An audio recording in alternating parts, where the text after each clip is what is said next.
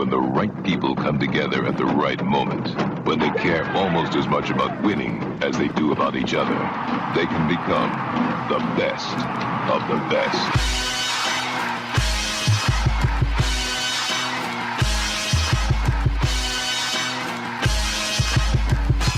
To the best soccer show, the best soccer show in the whole world. Here we go! It's the best soccer show. Jason Davis and Jared Dubois. USA 3, Trinidad and Tobago 0. A post-game show. And yet I feel unsatisfied. Let's talk about your Dubois. feelings. I feel like your wife on a... No, that's not fair. I don't know how that goes. I'm sure you do a great job. There are times. You're admitting to it? There are times. Were you bat 1,000? No. In fact, I think I struck out this week on that front. Now, I bat 1,000 for me. So you were the Brendan Aronson of your bedroom, just doing all the work as fast as you can? I tried. It just didn't. All sweat, didn't no get result? there. I mean, I don't know. Mr. Dubois, can you just adjust your microphone a little bit just to make sure everybody can hear you here on this How's that? post-game episode? I don't know. Maybe you sound okay. People can respond. This post-game episode of the Best Soccer Show. Give me a sentence. If you need a paragraph, fine. Take a paragraph. Give me a sentence, Jared, on how you feel about that. Let's see. I would say, in the end, everything's okay. That's like hold on. It's like a movie with a nuclear apocalypse in it. Only like 3 people survive, and they end up finding a cave to live in. And you're like, oh yeah, everything's fine now. Like they still was a nuclear apocalypse. Let's not pretend. I mean, I'll be honest with you. The thought going through my head, just right before Pepi eventually got the breakthrough goal, was, man, this is so underwhelming. It is so underwhelming in every aspect. And listen, let's be honest. Trinidad and Tobago is always going to make this difficult. They're always going to make it difficult and make it ugly and make you hate this sport. Honestly, this style of play makes you hate this sport. I mean, yeah, what they had no interest in being involved in anything but trying to block up every lane the U.S. had to try to get through, right? Yeah, like just make it sloppy, make it ugly, make it compact. Just obstruction. It's sort of like Congress. All they want to do is block stuff. They don't actually want to get anything done. They don't want to. They don't actually want to, engage with making their situation better. They just want to block stuff. They just want to slow down the opponent. And look, there's absolutely nothing wrong with that. Like in terms of trying to get a result or trying to get a decent scoreline to take back with you to Port of Spain to give yourself a chance when you know you were outgunned. You are at a deficit with talent. You are going up against a team that's got Champions League caliber players in it. Why wouldn't you? Why wouldn't you put 10 men behind the ball, even without Pulisic and Weah? Why wouldn't you play it that way? Yeah, I think no matter what, that was always going to be the. I mean, you see why they're actually pretty good at it, and I think Carlos Martino talked about during the game, but only 3 losses in the last 13 games. It's not that they have a lot of wins; it's just that they know how to make games compact, close. Yeah, they play a brand of results. soccer that makes you want to die, but it's effective. They play a brand of soccer that is the way you have a chance in CONCACAF if you're a Trinidad and Tobago size team. And this is the nature of the sport. So I'm not going to whine about the way USA Trinidad is not played. too far removed from playing this brand of ball against Mexico. We've done it before. I mean, you go back to the game Casey Keller against Brazil in the 90s. We beat Brazil. Did we beat Brazil because we played with Brazil? No, we didn't beat Brazil. Casey Keller made some amazing saves. And because Pepi has an incredible left foot. After the game. That's why we won that game. So yeah, I mean, you're right. I don't want to cast aspersions on the way Trinidad and Tobago played this. But then you add in the factor, right, that the U.S. went up a man in the 37th minute and got their first goal in the 81st minute. Now, does a man advantage necessarily mean that you're going to take the other team apart? I mean, if you don't do it's a matter of time. It's just, do you have enough time left? Well, sure. If you don't do what Ange Postecoglou did against Chelsea, then you give yourself a chance by just packing it in, right? And I was talking about this. We did a besties Zoom for the first half, a little bit more of that game. So Hey, Jason, how can people get a link to that? Patreon.com/thebestsoccershow to join up. And next time we do it, you'll be able to get in on the Zoom. It was fun, except for the fact they weren't scoring goals, the United States. And I said, and here's a message from that. All it took was Jason leaving the Zoom. That's true. I left and they scored. That's right. That's exactly right. I'm a jinx in the Zoom, I guess. I don't know. Everything. There were lots of really good ideas. There were lots of that's how you break down a bunker defense, but the execution was like that, Jared. That. That's why That's why it was unsatisfying in the Rodius home, because it was just short of good. Obviously, we don't have calls tonight. We don't have Nick here. We're working the boards, but let's get a couple people get their voices in terms of text. Frank in Orange County says, if we can't get through a 10-man Trinidad Tobago up for an hour, what do you think teams like Brazil and Argentina will do to us? It's a very different thing. Right? It's completely. You cannot compare that. No, look, it doesn't. You mean won't have the ball Tobago against Brazil and Argentina. It doesn't mean Trinidad and Tobago is good, right? But you're not going to go into a game against Argentina or Brazil and expect it to look like that, right? Mm-hmm. There's going to be more space to exploit. Now, again, what the U.S. is good at is the kind of things that they would be able to get a chance or two or three or four, hopefully, off of what Argentina-Brazil provides, right? Space to hit on transition, a little bit more of, fewer bodies packed into the 18-yard box. What the U.S. hasn't proven to be good at, and this is during the Berhalter era, it is during the Reyna era, it is during the Klinsmann era, it is during the Bradley era, forever and ever, is breaking down a team like that. Yeah. Now, have we ever been good at it, Jared? A lot of teams. I mean, some of the best teams in the world. It's effective for a reason. Like people use it because even the best teams sometimes fail against it because it's tough. It's very, very difficult. It takes moments of brilliance usually to do that. Another one from the chat. This from Nathan Newcomb, and it says reminds of when I used to cram doing all my homework on the bus the day it was due. Right, but then he got a B minus or something, and it was like, is that what this is? Is this a B minus? Is that what this is? I mean, in terms of the score, okay, so we can talk about the performance, and I understand the frustration. Absolutely, we're all gonna throw out our angry missives about how that wasn't good enough. But that's a fine score line. It's not perfect. 4 is better. 5 is amazing to take with you to Port of Spain. Do you think that Trinidad and Tobago is going to overturn a 3-goal deficit in Port of Spain on Tuesday, no, Jared? Monday, whenever that game is? It would take something very, very drastic to do something like that, assuming we don't tinker with the lineup and do something too cheeky. Another one from the chat, this one from Daniel Zambrano. It says, TNT defended very well. U.S. with some naive attacking play, though. Weah and Pulisic can't come back soon enough. What does naive have to do with anything that happened? What is naive there?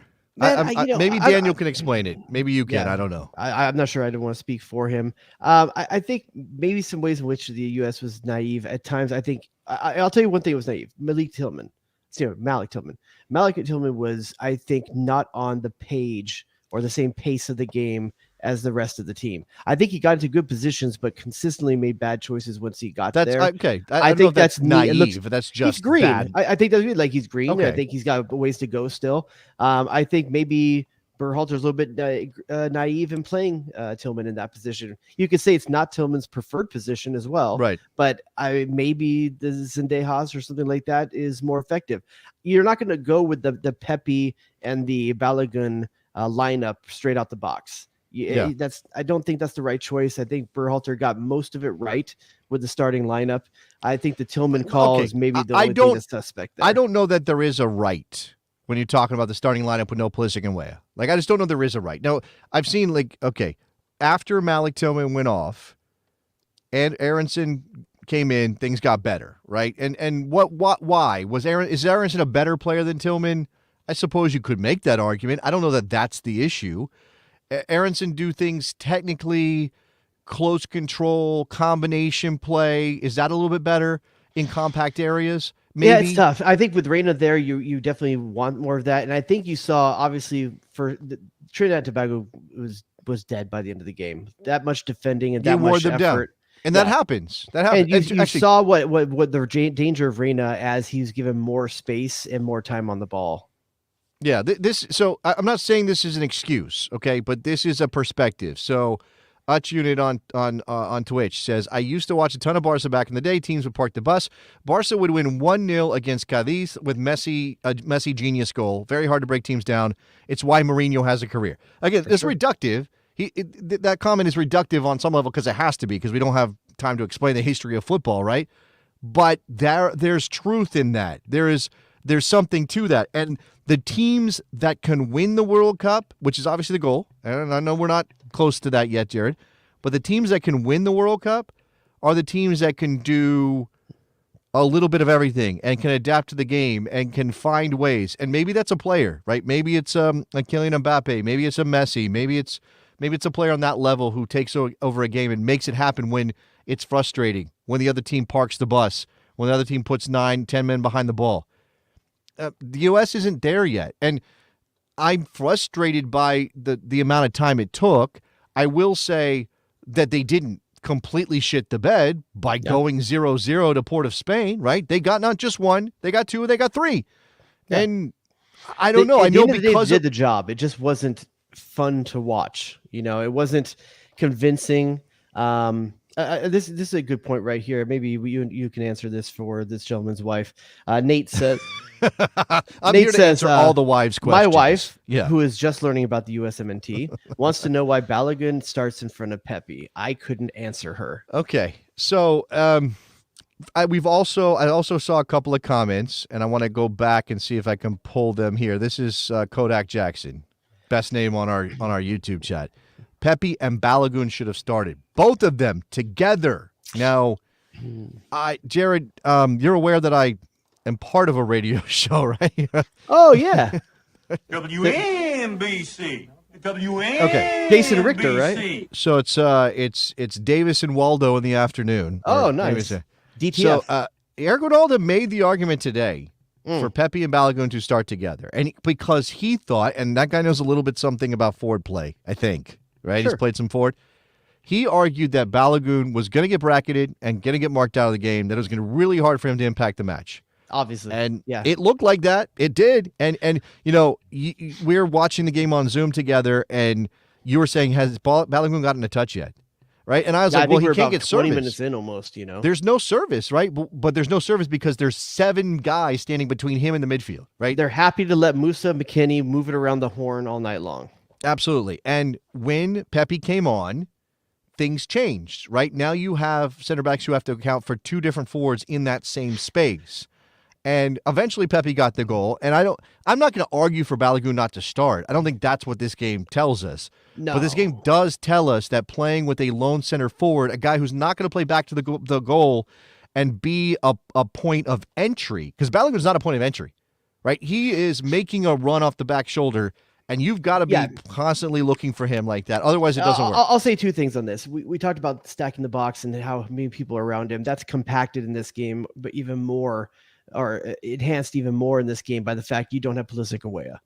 Like if you're Trinidad Tobago, like let Paredes beat me. Let Tillman beat me. The gravity of those 2 players, particularly Christian Pulisic. I know he sometimes gets stick. That field is a funnel towards the middle in this game. But if Pulisic is on the field, there is so much more attention paid to him that opens up space for Balogun, opens up space for players on the back post on the weak side.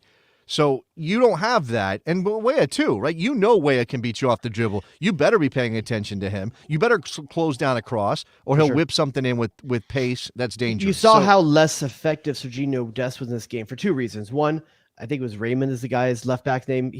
That guy had his number all night long. That kid is quick. Everybody loves Raymond. He locked Dest down really well tonight. But one of the reasons he's able to do that secondary right-sided threat in Tim Weah, who's penetrating forward and allows Dest to come in behind. And now Dest is often not getting matched up with the fullback. He's getting matched up with the midfielder.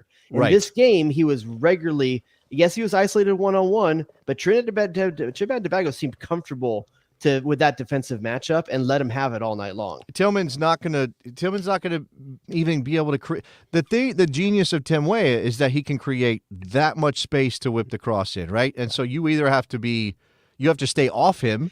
And he makes defenses face his own goal. That's one of the best things about Tim Weah. He makes defenses face his own goal because he gets behind him and now you're running at goal. And we got none of that from Tillman. And we didn't get enough combination play from Tillman for it And to justify his spot there. I want to And go I'm back not to the done point with Tillman, but that wasn't his spot. That was not his No, game, me and that either. was not his. I think he's a backup to Reyna. I think that is honestly where he should probably be playing in that part of the field. But to go back to the Pepi Balogun conversation that was going on before, be careful. Not you, but to our listeners and U.S. soccer public, be careful with the deductive reasoning on Pepi getting the goal tonight, because you got to realize what's happening in that moment. Brendan Aronson, Ricardo Pepi come into a gassed Trinidad and Tobago team with fresh legs. Sure. You know, and with the dynamic changed by having the two strikers, and I think that definitely impacted the game. Give credit to Berhalter for making that move late in the game, but I don't want to take anything away from Pepi, who I think had a great appearance tonight, and even Aronson in moments. But I don't think you get that same production from minute 1 to minute 60 against Trinidad and Tobago. No, definitely not. And look, I suppose you could say we don't know, but it's possible you could have started Pepi. He could have been running into the brick wall for an hour. You bring on Balogun, and he's the one that pops up to find the goal, right? I'm not saying it definitely would have happened that way, but it absolutely could have.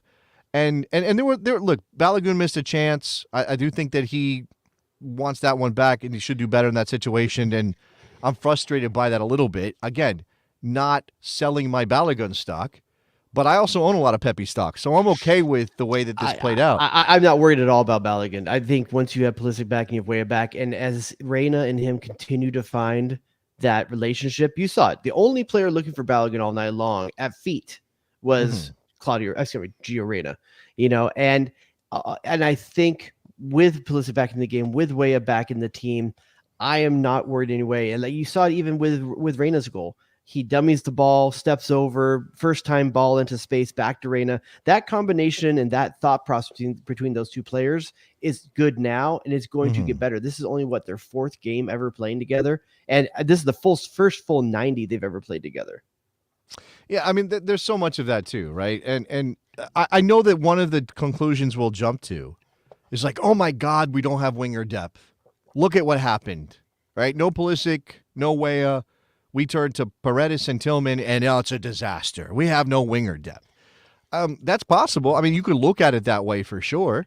Now, Berhalter could also have thrown Gio out on the wing, played Luka centrally, which is obviously a little more defensive setup than the one he chose to use. Surprised no midfield substitution in this game? Full 90s? Not necessarily. They didn't. What were they doing? They were cycling the ball. The only thing I would say is that McKennie took a lot of hits. There were some lot fouls. of hits, man. He did. He took a lot of hits. Obviously, victimized on the second yellow that led to the red card. I mean, yeah, the physicality game absolutely was a concern.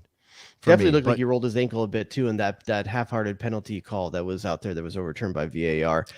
Steve Tash in the chat wants to know, who is your man of the match? I'm gonna say, I know this is kind of a kind of admission that it wasn't great. I'm gonna say Timmy Ream was my man of the match. I think I'm gonna say the Trinidad and Tobago goalkeeper. Well, okay, for the U.S. I thought the question was about the United States. He didn't. Well, you say no, that. I would say Reyna's probably, to be honest with you. I don't know that he was effective the whole game, but I feel you on the Tim Ream stuff. It wasn't asked to do much, but what is so cool about watching Tim Ream play? First time service to start counterattacks. The obvious candidate is the guy who not only set up the first goal, but also scored on the night. Andy Robinson? Jedi Robinson. And if you go to FOTMob, he's the one. He's got the best rating. He's the man of the match at a 9.0. Jared, do you want to guess, just based on our perceptions? Was that the score for his floor routine? It might have been yeah. He got a 9 from the Russian judge. Ooh, that's a tough one. And then like an 8 from the Romanian. I don't know what's going on there. Like, we got to question these. Eastern European. Didn't they do a whole thing about gymnastics judging, or was that ice skating? I'm not. Huh? What? Is Romania still a country? I think so. I don't know. There's so many countries in Eastern Europe change names. I lose track sometimes. Yeah, I think so. Okay, so I'm curious. Like, could you guess the rating for a player if I gave you a player? Sure, or you could do the opposite way. You can give me the rating, and I'll tell you who the player was. That's I think that's a little bit more difficult because they're not a huge range. They're not a huge range. But we can also look at. I want to look at individual player stats too, because that's a thing. All right, so this is on FOTMob. I already told you that Anthony Robinson is man of the match with a 9.0. The second best rating on the day, an 8.7. Who do you think got the 8.7? For me, it is only U.S. players, correct? Only U.S. players. I'm only doing U.S. players. Yeah, I mean, you could say Pepi was effective, but I don't think it's going to warrant 8.7. I would say Reyna on that one. So Ricardo Pepi as a sub, I will come to that. It was Reyna. He did get an 8.7. 75 of 81 passing, which, you always notice the missed passes and kind of gloss over the ones he completes. And obviously, the missed passes tend to be the riskier passes, right? That's why they're missed, because they require a little bit extra to get them complete. And there were a couple of times when I thought Gio missed his mark, right? Missed the opportunity, played a ball. He missed Ballo by 6-8 inches. There were a couple of pacing issues with passes, but I'm okay with that because he's trying to serve the ball in there. You're going to have reps. What I'm more concerned about is that no other player plays into the feet of Balogun. Nobody else plays into the feet of him. Only Reyna. That's disturbing to me. That I don't feel like who anyone else is supposed to. Who else is supposed to do that? Like what's the combination that leads to that? I'm just asking, I think Anthony Robinson coming into onto that outside corner, that entry ball there. I think that there is either Musa or McKennie. To be honest with you, I think Jorginho Dest, when he cuts in on his left foot, should be looking for that ball. So obviously we're fresh off the game, watching it live. I have to go back and watch. How many times did Balogun present an opportunity to play to his feet? Now, look, quite a few actually. He did the Gio Reyna point to my space, like, here I am, give it to me right here. Okay. Obviously, those are the higher risk, the problem with the Balogun shows for the ball. He does. He shows for the ball not into space, but in front of him, 2 feet. The problem is he always shows for first time service. And the U.S. doesn't have enough players that are going to play first-time service to his feet. That's the different level of pacing and thinking that he's at than the rest of these players. And that's an honest truth. That's me. Knocking guys or anything like that. Go back and watch again. He shows for the ball to feet, but he shows to the ball on first-time passes, and they don't happen. The U.S. needs 2 or 3 touches to be ready to pass, and that's unfortunate. Third highest rated player for the United States was at an 8.6, Jared. Anthony Robinson. No, 9. Oh, he was number 1. Sorry. Yes. It was Anthony Robinson, Gio Reyna, and then this player at 8.6. Man. I think you could make the case for McKennie maybe on that. All right. Well, then I'll give you a credit for that. It was indeed Weston McKennie who got an 8.6 from FOTMOB on the day. And doing a lot of sort of that, not there were some moments he was trying to take he played a couple of balls over the top, trying to connect with Balogun, trying to get him behind. I think he tried to play Dest maybe once or twice off the wing. But obviously that job that he's doing is a lot of tracking back, picking up, showing for the ball, trying to move it forward, trying to on the half turn. What do you think about the choice of playing Paredes as a starter on that left side tonight? What do you think Berhalter's trying to get out of that? That's a good question. Is it trying to mimic the Weah style on the other side, the pacey guy that you hope can get you that verticality? Is that what it is? Yeah, but has Kevin Paredes ever shown the ability? Obviously, again, with the way that TNT played, you're not going to get the isolation that you really want. You already talked and that's about what's surprising to me. That's why the Paredes move is surprising to me. Not that I don't think he's worthy of a start, especially with Pulisic or Weah out. But in this game, it feels to me that he's going to want Green in front of him, and he's not going to have that much in this. It feels like the possession-based wide forward would be better in this scenario, and I don't think of him as that. I'm shocked Zendejas didn't get any time, not because he's shown well at the national team, but he is very good at the ball at his feet and taking on players and creating opportunities. Yeah, I don't know that there's that player would have been better for this situation. I can't believe Berhalter started Paredes. We could argue that Aronson is a more experienced player, certainly. We could argue that he's, a bunch of different things. He's obviously different than Paredes. But you saw the impact that Aronson had when Trinidad Tobago was gassed, right? That there's something to be said for Brendan Aronson having a certain effectiveness against a tired team. It's when a somewhat modestly handsome man comes into the bar at 2 a.m. Like he's modestly handsome, but at the alcohol level that's in Everybody's the bar at that drunk. moment, everyone's like, "Who's this hottie? Lothario. Who's this hottie coming in right now?" Yeah, look He at comes that. in late. My man comes in late. Shows up late. Yeah, cleans up, walks out the door. TNT's inebriated, and like he's able to have his way with it. Yeah. So okay, a couple of things here. I'm looking. It's clear our time. Guys need more time together, says Steve. We need to serve Ballo more balls the way he likes. Again. So I think this again, is always going to be the hard game to do that, though. In retrospect. So okay, you tell me, right? We've already argued for Balogun and Pepi to play together, and I was trying to come up with their name. Like, I guess it's got to be Pepigun. Pepigun. It's not great. Pepigun. Okay, you could argue for them to play together, right? But that's certainly a different approach than they usually start games. I'm not saying that you shouldn't do it, and I've seen somebody argue for a 3-5-2. So, Floppy? That's okay. We'll have to think about this. We're going to workshop it some more. Ricardo Pepi has since Balogun has come into the team, it has been Balogun, then Pepi. Right, or at least Balogun starts the game and then Pepi comes on. Whether he comes on as a substitute for Balogun or he comes in to augment what Balogun is doing. Ricardo gun. So, are you of the opinion that you flip flop their roles if you're going to stick with the lone forward? I mean, again, the 2 forward setup is a completely different argument. Right? I think it's a late game move. Yeah. So would you say, based on anything you've seen, that Pepi should start and Balogun should be the backup? Or the guy off the bench? I don't, and I think that's hard because it's so easy for anyone to counter that argument by just saying, well, the goals tell you that he should. The goals tell you. The production tells you that he should be the starter. But that's goals without context. I still think that the team... Who do you want to be dangerous in this team? You want Gio Reyna to be dangerous in this team for it to be successful. And I think Balogun makes Gio the most dangerous. But so this is what I wanted to get to, right? Because if we're going to pick apart the choices made by Berhalter in this game, where it took 81 I don't minutes think there's many. Okay. Well, but lots of people are going to throw that. I mean, I've seen it. Look, I've got There's it just right not here. a lot to choose from. This is obviously some sarcasm. Let's go 3-0 in total domination in GGG. You don't know that. Trust. Adam saying, yes, I do. Greg didn't manage well again. That's pretty clear what Adam is saying, right? That's a hard take for me. I'm interesting how someone defends that because the starting lineup, you could take issue with Tillman, I guess. The formation was the way it should be. You could say maybe Tillman shouldn't have gone. Maybe Zendejas instead.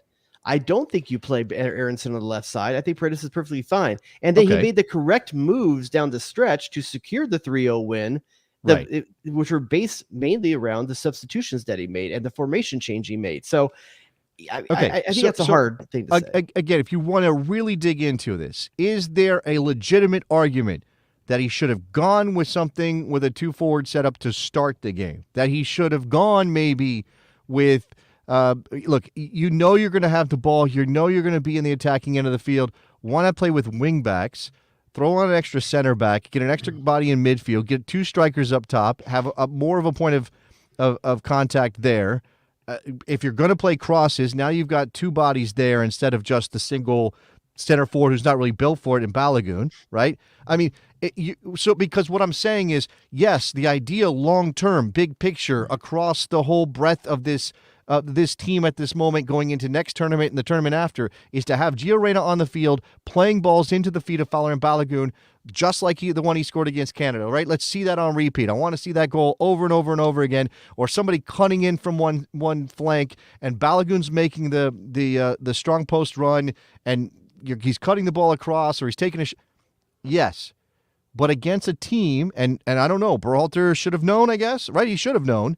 Against a team that's going to play with a parked bus, there is no space. There are no channels. There is nothing there except for the best teams in the world to break that down to find that spot for Balogun. I'm going to sound like a Berhalter apologist here too, because I have no problem being critical of him. I just don't think there's that much here other than just the team being uninspiring in general. But he also didn't know that he was going to be playing against 10 men 25 minutes into the game. It goes from parking the bus to bolting the bus to the ground. I'm sure you're thinking you're not going to have 80% possession when you start this game tonight. So I think moves like Paredes and Tillman, while you're going to have a little bit of space playing at Trinidad Tobago, you at least expect at some point 11 on 11 they're going to go to get it up the field at times, and there's an opportunity to counter when there is space. They couldn't even get the ball upfield once they were at 10 men. It changes the game again. It's still the basic same game plan for Trinidad Tobago, but it's like Defcon 1 version of it. Yeah, I mean, I don't want to just sit here and say, what are you supposed to do? Right? That sounds like defeatism. It sounds like, well, there's no fix to this. Obviously there is 3 goals in the second half, but it just takes time. Okay. All right. Ugly. I mean, again, we could relitigate this whole thing, okay? And let's bring in some of these thoughts, right? 3-5-2 or a 4-3-4-3 would have made more sense. The players were not up for the start. He didn't make any changes at the 70th minute of the game. This is not good coaching. That is not good coaching. I don't. Well, you could say he didn't make any lineup changes, or for personnel changes to the 70th minute. But coming out of the second half, you could see that there was a lot more energy and aggression in the team to go at defenders. So I did feel that there was a difference in mentality coming out in the second half. But yes, you're right that there was no actual positional changes. One beef I certainly had in the first half, before the red card, after the red card, is it. And look, I understand like there's got to be a lane to even take a shot, but I would have liked to have seen more shots taken from outside the 18. I know that's a give, like for this team because of the way they've been instructed to play. That's a give up, right? If I'm taking a 25-yard shot, which is a low percentage shot, well, then I'm giving up on building up to something or finding a way to slip in or getting a cross in that has a player available, right? We're making a good cross in which, we could argue about crosses being low percentage too, right? Yeah. I don't think we saw a shot from, and obviously Robinson scored from outside the box. We didn't see a shot from outside the box until Musa, and I'm thinking like that's got to be 60, 65 minutes in at least, maybe later than that. And maybe I'm forgetting something. But there wasn't any of that. And I think you and I have talked about this. Like, we just don't have any of those players, right? Yeah. Like, do we have anybody that you would say he's a danger? And I would even like Reyna occasionally to maybe line up, try to curl one to the far post. Just give me a You're talking about a distance shooting danger? Is that what you're talking about? Yeah, somebody who is going to force the defense to step out. I think Dest has that. Well, he does, but did he get any off? Were we able to find upper pockets? He got one off. The keeper made a fantastic save to his left, diving save to his left. And when Sergio Dest cut in on his left, found himself outside the 18, by about 22 yards out, and cooked one. And keeper made a fantastic save. So yeah, he did. Did he do it enough? No, he didn't. He tried to get to the end line more often than not, and the defender was able to cut him out quite consistently. But when he cut in on his left, he seemed more dangerous. Actually, well, again, you remember the things that failed in a game like this. That's your mentality. No. I'm saying that it's sort of easy to focus on the times that things, because there's way more things that don't work than things that do, right? In this sport in general, right? Lots of things get tried. How many actually come off in a game with 3 goals? I need to address this. Pam at 53. No, not the shot that was across in the first half. In the second half, from the middle of the 18, he took a shot that the keeper had to make. Yeah. Okay. So let me come to this. Okay. Jay Stoney 127. It's the poor patterns of play. Fair. Okay. What? So if those patterns of play are poor, and I think we did see again against the tired team down a man that they created patterns or they used patterns of play that opened up opportunities, right? They were getting overloads. They were getting final service was Robinson into space on the left to make a first-time cross. That's why Pepi scored. Balogun gets another opportunity off of one of those. Like that pattern was working in the second half. I think they tried to get it to work in the first half, and the execution wasn't there. Maybe there were certain elements that were different. Certainly, Aronson being there as a more technical player than Paredes makes things a little bit more dicey for they know they've got to track Aronson because he can 1 and 2 touch his way through. But so what are the patterns of play that make sense? What's better? Again, lots of argument, lots of discussion, lots of upset feelings around just switching the flank, just playing around the outside, just cycling the ball left, right.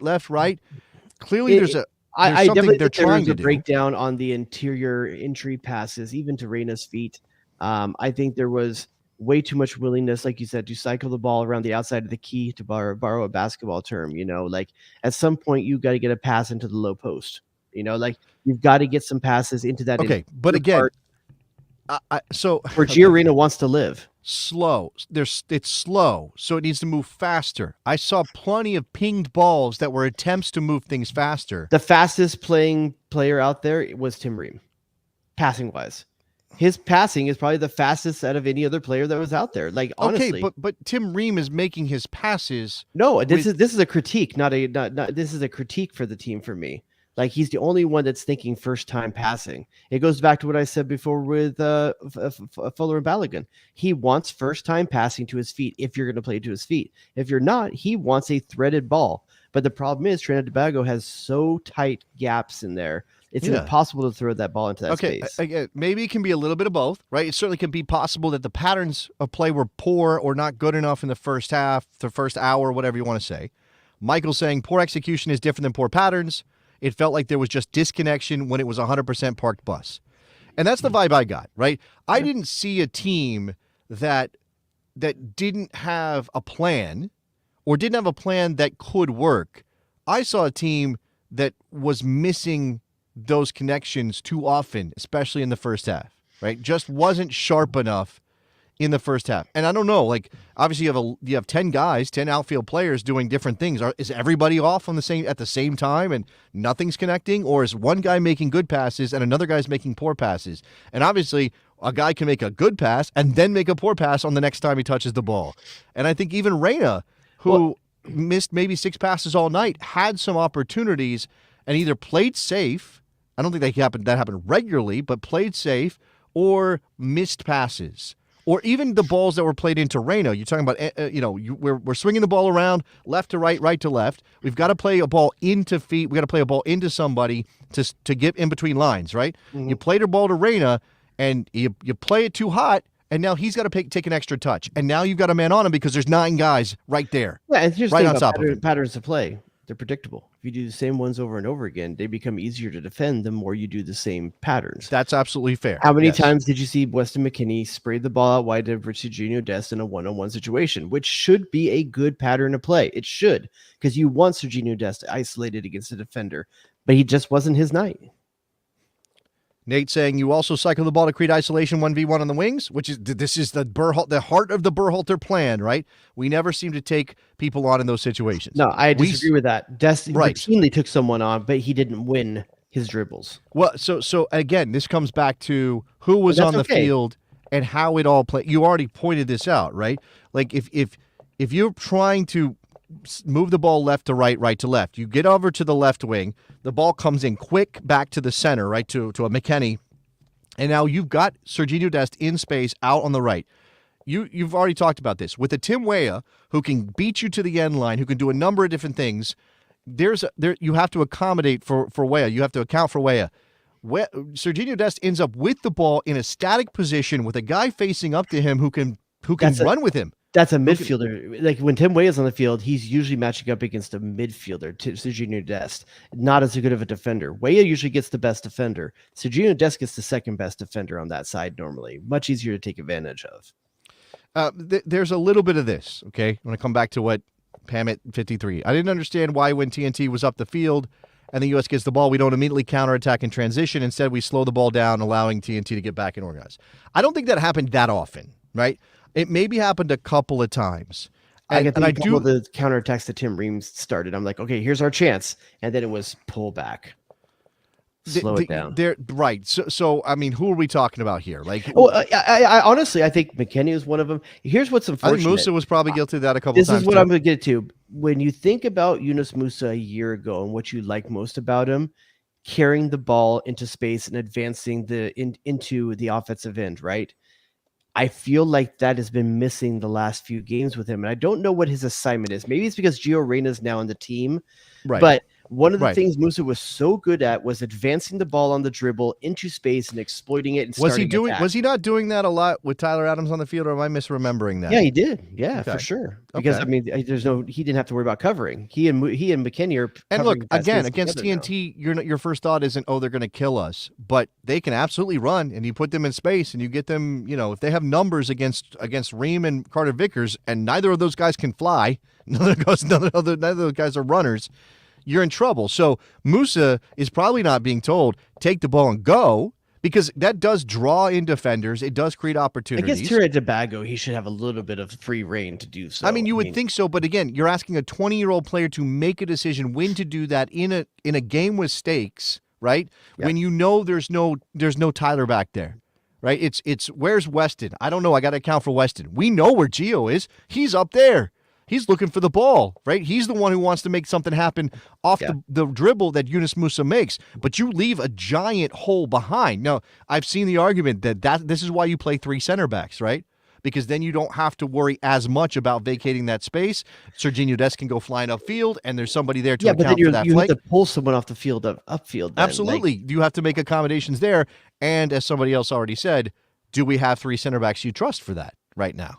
Right? Would you put Chris Richards on the field with those 2 guys and say that's a good 3-man back line? It's hard to say because I've never really seen any of the guys playing a 3-man. The only one I've seen playing a 3-man back line before is Tim Ream, and it was always in the wide position. And this is when he was younger as well. So I'm not sure about that, but okay. Let me come back to this too, and we're not going to go all night here. So lots of really good stuff though. So when they don't come off, when Dest doesn't win the battle 1v1 against the give fullback. credit to who's saying it, man. Damn. Jay Stoney 127, who've already credited him about something else he said. Hey. What's the next move? Just keep doing that, ? A variety of approaches is certainly a thing that you want to do. And again, I'll have to go back and watch, right? I'll have to account for this. I saw a lot of attempts to play chip balls over the top when maybe they could have gone wide out to Dest again and asked him to beat a player 1v1.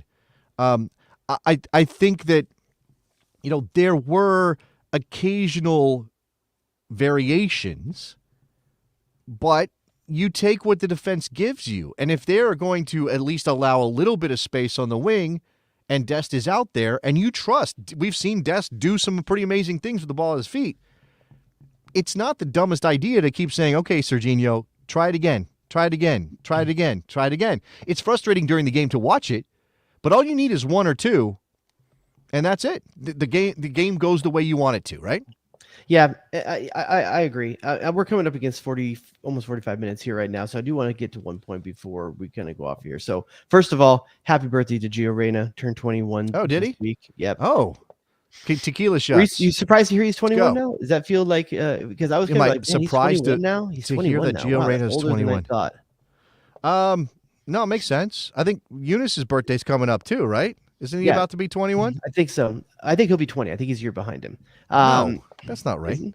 That's not No, right. Eunice Musa is 20 right Oh, now. I think for Koleosho sure. is 19. Sorry, I apologize. Koleosho's not a U.S. international. Why are you thinking about I know, but Koleosho? I was just Why are thinking you thinking about the his girl age the other day. that you have no chance? But You here's don't my, even know here's it's my going to give you point the on time of day. Reyna. Here's my point on Reyna. Dude's 21. He's not the 18, 19-year-old prodigy at Dortmund anymore. Okay. Dude needs to get somewhere to get time. Oh, are we going to spin It's- this after the U.S. won the game 3-0? I'm just saying there's a January transfer window coming up real soon. Oh, yeah. The guy just had a birthday. He's 21. Yeah. He has to get someplace where he plays. He has to. You can 100% put me on the Gio gets the hell out of Dortmund train. I think it's fair to have a conversation at some point, even though he is so good. It's Yeah. okay to have a conversation at some point of, does he get to have an automatic starting spot if he's not starting with his team regularly? It's okay to have that conversation. Sure, it's okay to have Because that conversation. I think can that's a this different dude do conversation if 90-minute Tyler games? Adams is healthy.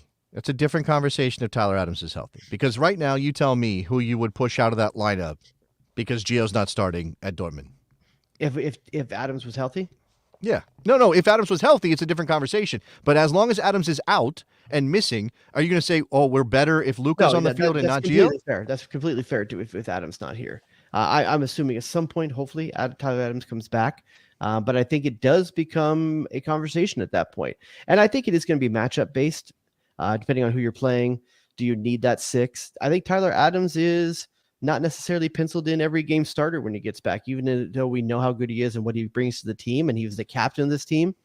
But against Trinidad and Tobago, would we have been better with Tyler Adams on the field? I don't know that we would. I think this is a lineup and a team where you probably don't start him. Different opponents, different approaches, like you said. This is interesting. Hadn't heard this. Julian Brandt being linked to Liverpool. Gio might play after January. Oh, that's let's I don't pray. trust Persic. I don't Soccer trust gods, please. Terzic's obviously not a fan of Reyna. Out of this is true. Well, I don't know that that's true. I really don't know that that's true. I don't. He doesn't trust him for minutes.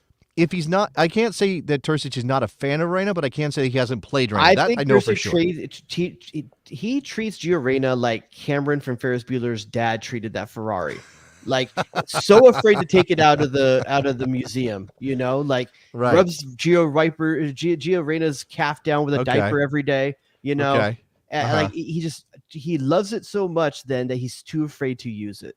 I don't know that you can put Gio on a classic Ferrari. I don't think it quite works for me. He hasn't done enough to gain that sort of value, right? I don't know. Yeah. All right. Anything else that's happened in the chat that you think is imperative? So, okay, let's do this before we go. What happens in game 2 when we get to Port of Spain?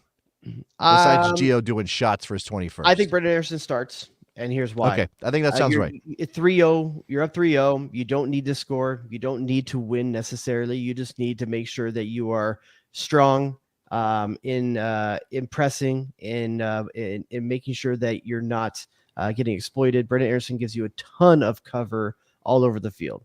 I think that's the first move. I think Luka plays in that game. I think he plays a big role in that game. I think that's a game over for Gio Luka too. I don't know that we need to start Gio in that game. I'm not saying you're playing for a draw or something. Well, in that case, then you should start Pepi then, because Pepi's the better presser if that's what you're going to do. Okay. I mean, I obviously you're I'm not advocating for that. I'm just saying. You're trying to you want to start Gio. All right. That's what you're saying? I think if for no other reason to give the guy some more freaking minutes in his life. And also to build that rapport with Balogun. Like, he does need I think we have to go all in on this. We have to start building that more and more. And the more minutes they get together. And here's the thing too. Trinidad Tobago has to come out. They can't bunker this game. They do have to come out. So you have an opportunity to see Balogun and Reyna again with more space this time. And I think that's why you put them both in there. All right. Well, that could be I don't know what Eunice has left in the tank. Hopefully something, but that is a game where you would imagine that if TNT presses a little bit more, which they have to do in order to get the ball to try to score goals, that Eunice is going to be able to make some forays forward. It could be Luka for McKennie. It could be that. I mean, Luka is clean on the ball. We know that. I mean, I think it depends how McKennie's doing with the potential knocks that he took in this game. If he's covered and good to go. I'm okay with that move. I'm also okay if Zendeja starts over Tillman as well. I'm okay with that. Yeah, again, kind of like Brendan Anderson, he's have a ton of industry. He'll do a lot of work. After this experience tonight, and I mean, we talked out why it was maybe okay. I would start Brendan on the left and Zendejas on the right, and play it that way. And you can start Pepi, and I'd be okay with that, and bring Balogun on in relief. It doesn't have to be. Do you want to get into this with a couple minutes left from Martin Ruiz? How can we grow the fan base? No, I do not. I ignored that on purpose. We're not talking about that today. Lower the ticket prices. Well, that's part of it, sure. That stadium was mostly. I didn't listen to it because I was on the Zoom with the besties and I was talking to them. Oh, for people that join late, how can they get on this Zoom? Okay, we'll do that. We'll pitch this before we go out. I don't know that we have a plan for anything involving the second game. We can talk about that. Stay tuned to the bestie Slack. If you're on the Patreon, you'll get it in the show stuff. There you go. Patreon.com/thebestsoccershow. Couple bucks a month gets you access to the bestie Slack, which is an incredible community. I think it's the best soccer community. I was going to say in America, probably on the planet. Good people. Probably. Good people. Sharing. People send beer all over the place. You get bonus shows. Yeah, you get bonus shows for your money as well. The obviously access to stuff like the Zoom hangout that we did. All the bonus shows we've ever done, not just the new ones. You get access to all the ones we've ever done. All the bonus shows that we've ever done, and some of them have been off the rails. I think that's fair to say. off the rails. So yeah, if you want to support the show, go to Patreon, join over there, become a member of the Slack. We'd like to do probably more of these kind of hangouts where we did the first half, where Jason and I hung out with the folks from the Slack. Morgan was there. Morgan was there. Morgan was there. All the heads were there, man. Yeah. No, Morgan was there. Nicholas Soup and Sausage did not show up. He was on a available. plane. He was on a plane. He's on a plane? He flew You know somewhere? that? Oh yeah, he went to No. Florida for his daughter's softball tournament. Oh, wow. I think it takes a lot to get. Didn't he drive the last time they went down there? He drove from Ohio to Florida, which is like, let's just hit all the swing states. I don't know. Family Fun Truckster? Where is the never mind. I was going to make a politics reference. I don't care. Let's not do that. Anything else, Mr. Dubois? That's it, sir. Guys, enjoy the win the best you can. Try enjoy not to the get berth in the too Copa America final. The Copa upset. America likely. Try not to be too upset. Don't let it affect your personal life. Be nice to your kids if you got any. Be nice to your mailman, I guess. And yeah, okay. We'll see you guys. Bye. Subscribe to the show. Damn, dog, that's in a post. Michael freaking Oscar Pascal. Go to Defcon 2. Oh, it's incredible! Oh, it's incredible! What are we doing? Can I get a manager? Can I please get a manager? The Sausage King of Chicago. Calm down, Greg. It's soccer. It's soccer. Oh, baby! Oh, baby! Who asked those questions? Get to the chopper!